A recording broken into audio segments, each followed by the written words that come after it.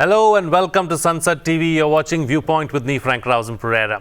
Well, in a development hailed as historic within the telecom sector, BSNL, the state-run telecom provider, long beleaguered by mounting losses and dwindling relevance, has posted back-to-back quarterly profits. As of financial year 2024-25, BSNL recorded a net profit of 280 crore rupees in the fourth quarter, following a 262 crore rupees profit in the third quarter. The combined 542 crore rupees profit marks a significant reversal in fortunes, especially considering the telecom PSU had reported a staggering loss of 850 crore rupees in the same quarter last year. For a company once seen as a relic of the pre-digital era, BSNL's resurgence reflects not just fiscal recovery, but a structural transformation. In this edition of Viewpoint, we will analyze the reasons for BSNL's revival and what impact it will have on the telecom sector. Joining me on the program today are Manish Sinha, Member, Finance Digital Communications Commission, and Akhil Ahuja, Finance and Restructuring Expert and Founder, Mavent Reconstructing. All right, thank you to my guests for joining me on this edition of Viewpoint. Mr. Sinha, let me start the program with you first. Let's first try and understand and analyze, this revival really as far as BSNL is concerned. What has prompted it? What are the reasons why BSNL has seen this revival? There's a bit of history attached to what really happened to BSNL. BSNL was one of the prime players in the early decade of this century. Somewhere on the introduction of the 3G, it lost its way for various reasons, some of them related to payments, etc., for spectrum. Then in 2016 came this hyper competition with the introduction of 4G. And that's where BSNL lost out because, telecom generational change involved a lot of capex, and it could not make capital investments in its network, could not grow to diversify in products, so could not take steps for the growth of revenue as it was happening for other operators who were competing in the same market. That's why much later in 2019, this government took certain significant steps. One was to rationalize the number of employees in the BSNL. So there was a significant reduction with the VRS scheme. They came down to numbers that were more realistic compared to their peers in the telecom sector. Then a much larger revival plan was made in 2022, where under which the government has made investments in terms of equity and even given away cash through the budgetary grant of more than 2 lakh crore to bring it at par with the other operators, so that BSNL as a strategic player, public sector player in the market, can survive and become profitable once again.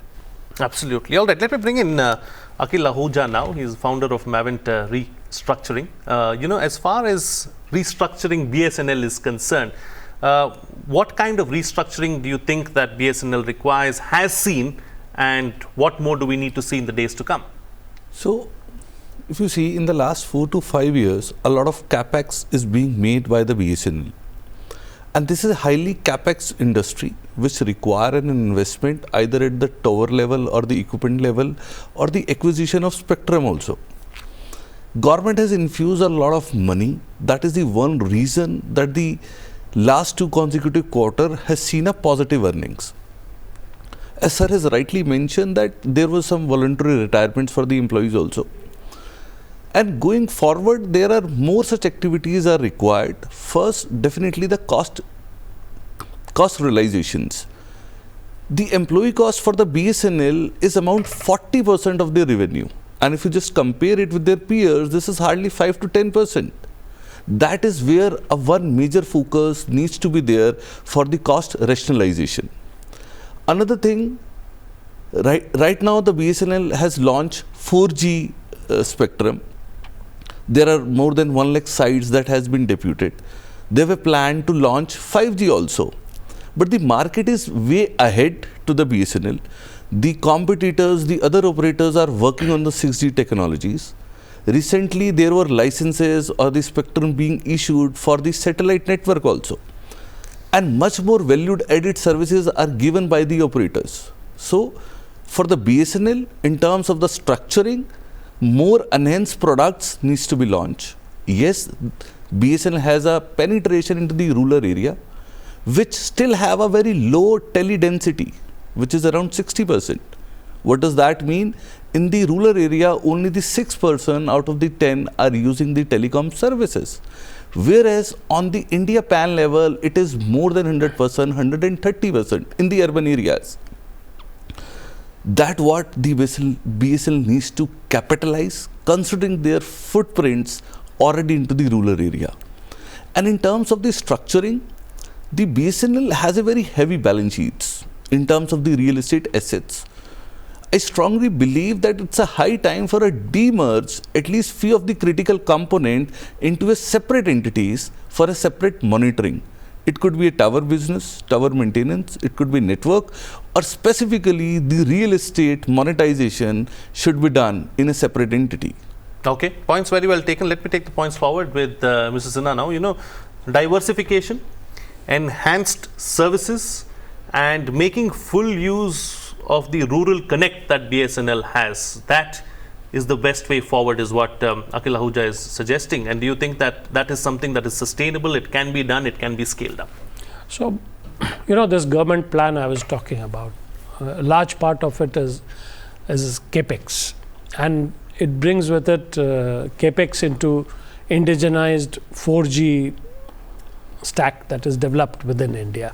So BSNL is doing several things. It's a typical public sector company which has responsibilities to develop technology as well as indigenous technology, and also run a profitable business. So this Ahuja Sahab was talking about 1 lakh crore, 1 lakh 4G sites. Towers, 4G sites.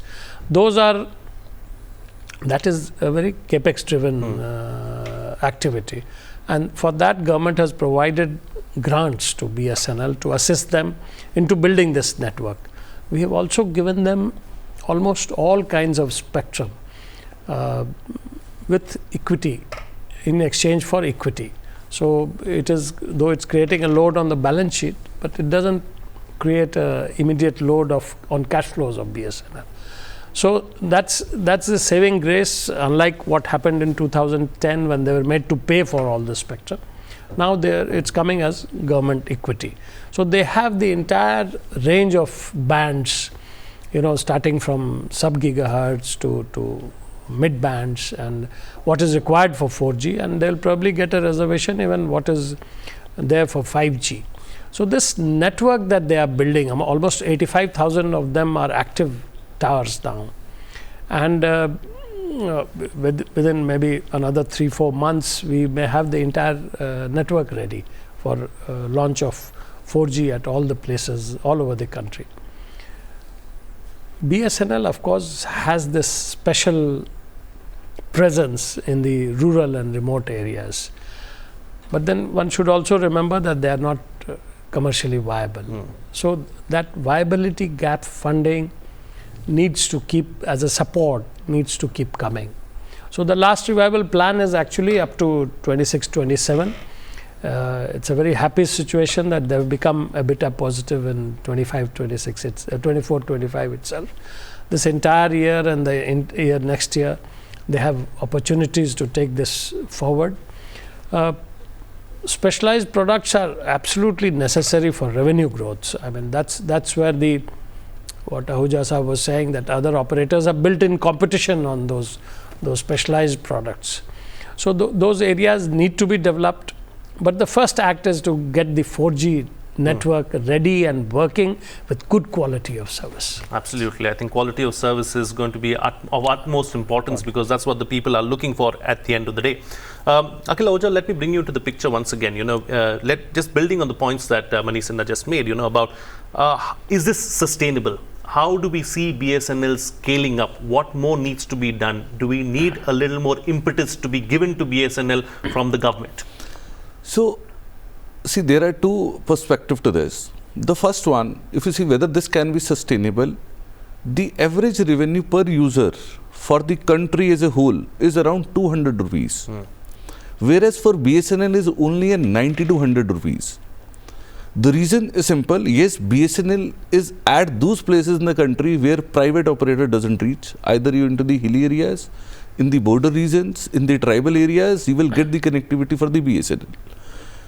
But that average revenue per user has to be increased for a long-term sustainability. See, government has already done a lot, and they are definitely going to do done for a short period of a time, but for a longer period of a time, the model has to be self-sustainable.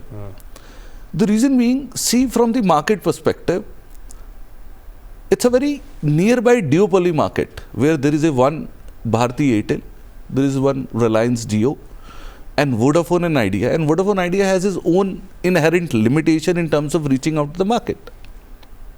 In all these schemes, BSNL has a 8% of the market share, and that market share definitely will be increased, will be with the more subscriber and increasing the average revenue per users. So these are the two factors that would be very critical for a long-term sustainability. Absolutely. All right. Mrs. Sinha? Long-term sustainability, that is one. And the second part of the question, I'd like to take it up as well, because you touched upon it in your previous remark as well, the importance of BSNL as a whole for the people of this country and for the nation. So BSNL, of course, it has a kind of, it's a strategic, secure network, for the country. So it has its own importance in the functioning of the government itself. The networks are used at very critical places, and for disaster recovery, or in the defense networks, or any such network which requires security. So it's very significant for those areas, and that is why BSNL needs to be sustained so far as its existence as a telecom operator is concerned. BSNL also was one of the pioneers of low tariff regime in the country. When it introduced mobile, it introduced affordable mobile in the country, and it continues to be one of the significant players which ensure that there is affordability in this competition that's there. So duopolies have their own risks, and BSNL keeps as one of the alternate operators which provides affordable service. So these are two very significant things. The third thing is that the government has made a direct pitch for indigenization of telecom technology. So as you are aware, there are about 4 or 5 significant telecom manufacturers all over the country. BSNL has become a tool to introduce Indian manufacturing, and they are using the indigenized 4G stack, partly developed by CDOT and now being implemented by TCS. The entire network is also very easily upgradable to 5G. So as soon as the 4G is over, BSNL will shift to upgrading this to the 5G. So that single capex combined to take care of 2 generations of technology, that's a very unique thing that BSNL is attempting by this investments, which has also been held by the government. But BSNL, as Ahuja Sahab mentioned, has a significant real estate almost all over the country, as many as 15,000 properties. Right. So that monetization is going on, and there is a lot of movement within the government to ease that process and to enable that monetization. So BSNL, if it is able to do so successfully, it will have an additional stream for assisting its capex in the future. So there will be these earnings plus the revenues that the monies that come from the monetization. Both together are expected to drive the future capex of BSNL. And when it is in a position to make investments as the other operators have done, and Aujasa was pointing that out, then perhaps they'll become a competitive player in the market. It's just a mention I would like to make is that BSNL does have a committed user base. Base. And a lot of people prefer to use BSNL. Of course, if you go to remote and hilly areas and areas where access is not there, BSNL sometimes ends up being the only operator that is present there. So that is a significant advantage they have. They are not as revenue yielding as he says, and there's a big gap, I agree, in the ARPU. And I hope in these coming years that will be one area of improvement that will lead to significant growth in revenue market. So they can become a bigger, they can have a bigger share of revenue in the same market. Absolutely. Yeah. All right, taking the discussion forward now, and since we brought in other players and other operators as well, Akhil Ahuja, let's look at the telecom sector as a whole, the profitability of BSNL. What does it mean for the telecom sector as a whole? Is it good? Is it bad? Is it work in progress? Where do you see this headed? So see, telecom sector has definitely very booming demand into the future, considering the trajectory of the country where we are standing as of today, considering the digital boom that has been incorporated into the economy, the digital payments, and you can relate it, everything are moving to the digital these days. Profitability definitely is required. The market share, the market leader is currently the Jio, the Reliance Telecom, which holds around 40% of the market share. The BSNL used to be a monopoly business 20 years back. It ended up into a significant losses, which gives the private player to enter into the market. Bharti Airtel is the one who has started after the BSNL. The Jio came later on and have a significant market share. The more profitability that comes to the BSNL is definitely a pie that is coming from the private players. And see, the private players has one concern also, considering the BSNL, that is that it is the same government who is the regulator on the one side, from a department of telecommunication or the TRAI, and similarly their competitor also on the other side having an ownership in the operator, which they feel it is not a level playing field for them to reach out to the market. But to responding to that, they have not that legacy which the BSNL is facing on currently. They already are much ahead to their peers. They are much ahead to the BSNL in terms of the market share, in terms of the profitability, and in terms of the cash flows. Yes, in the times to come, we can see much more consolidation happening in the market, which I believe is not good for the economy. At least we need 5 to 7 good operators having a good revenue share allocations among them. And specifically coming to the Vodafone and Idea, as of today, the government of India holds more than 49% equity in the Vodafone and Idea. And that's primarily the conversion of AGR dues into the equity. Even our telecom minister has recently mentioned any further conversion of the dues into the equity ended up making Vodafone and Idea a PSU organization. So considering all this, there will be expectation of the consolidation. The future of the Vodafone and Idea is still questionable, and that can be clarified in the times to come. But yes, any benefit to the BSNL is the pie that this player is going to share it with the BSNL. Okay, points very well taken. Mr. Sinha, as far as challenges are concerned, broadening the scope of the discussion, let's bring in this aspect as well. What big challenges do you see for BSNL going forward? What are the stumbling blocks and how do we overcome them? So, the biggest challenge is to get the capex for making investments in the coming years. And profitability is one of the things that contributes to that. The other is that they are trying indigenous technology. So it's almost, the network is almost coming to readiness. We talked about quality of service and more products coming in and more vigorous activity within the network so that it gets monetized. So monetization of currently 4G, and then subsequently monetization of the 5G which is an industry problem actually. All the private operators also keep complaining that not sufficient monetization of the 5G network has happened.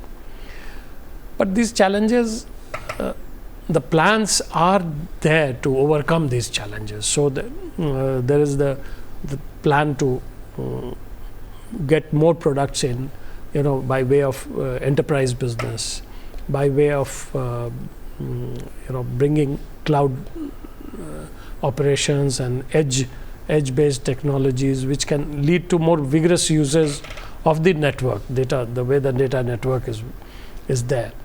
Much of it will depend once the network is ready and how it performs, what kind of quality of service it gives, and those are the things that BSNL is actually busy doing just now in these days as we speak, and these are the things that are being monitored even at the ministry level to ensure that this entire revival becomes a successful plan and leads to BSNL becoming a effective competitor in the telecom market.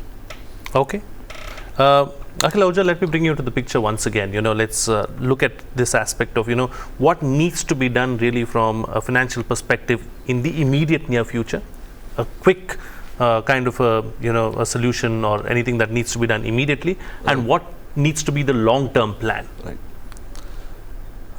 As I mentioned earlier, it's a right time to have a much more cost rationalization in terms of the employee cost, which constitute a significant burden on the BSNL, and to have added the value-added services which can grow to the revenue lines. So these are the two short-term requirements that should be there in the times to come.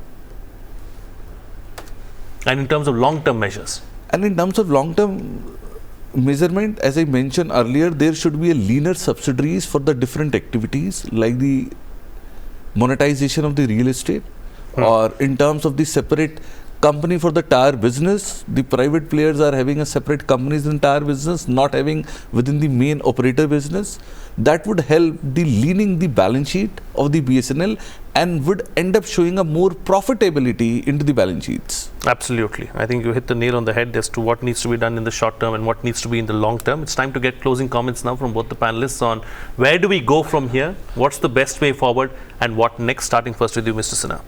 So I'd just like to make that comment that if you look at the balance sheet, BSNL has a much better debt position than it had 3 years ago. And perhaps if from this platform it takes off, it will be able to generate money from the market also. The debt situation is much better now, largely because of government support. Some of it they have done on their own, but financially they are in a place from where they can launch themselves into additional activities.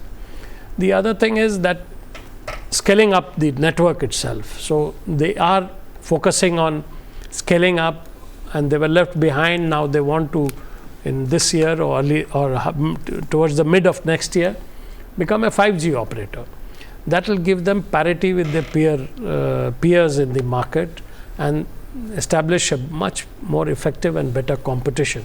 So that time we'll be able to see really how much BSNL is able to compete, and that scalability is one way in which the continuity of the corporation itself can be sustained. The third thing is the success of the monetization program, monetizing, because the employee strength has really come down. So there's a lot of real estate which is free, and they should be able to use it and monetize it and use it for capex in the network, in developing products, doing research and development to get new technology, new indigenous technology into their network, and the access network, and then there is the backhaul spectrum network. Both of these have become very significant now because there are huge traffic of data flowing on these networks. So both sides need enough investments, and BSNL is planning to have significant ILL growth as well as the access side. time will tell whether they are successful in getting more subscribers. ARPU, if the quality of service improves, then matching the industry ARPUs may not be so difficult. But getting new subscribers is the real challenge, and that's where they should concentrate in the coming months. Absolutely. All right, and Akhil Ahuja, please close the show for us with your concluding remarks. Sure. So, having the profits in 2 consecutive quarters, I just see this as a temporary revival and for a long-term sustainable revival. And to see the BSNL as one of the critical telecom operator in the country, apart from what that has already been said, I would like to add one another thing, that the BSNL needs to enhance their consumer experience behavior. That would add much more value to the organization, apart from others, the operational and the financial metrics that we've already spoken about. Absolutely. All right. We'll have to leave it at that, gentlemen. Thank you so much for joining me on the program, sharing your views and putting things into perspective for us. Well, what's coming out of this discussion is that BSNL really needs to focus on CapEx is one aspect, cost rationalization, value-added service is another as well, really, that needs to be focused on in the near future. As far as long-term is concerned, real estate monetization, as well as additional activities and gaining or harnessing new subscribers must be on top of the agenda as far as BSNL is concerned, if it wants to continue this revival and ensure that it stands on its own 2 feet. With that, it's a wrap on this edition of Viewpoint. See you again next time.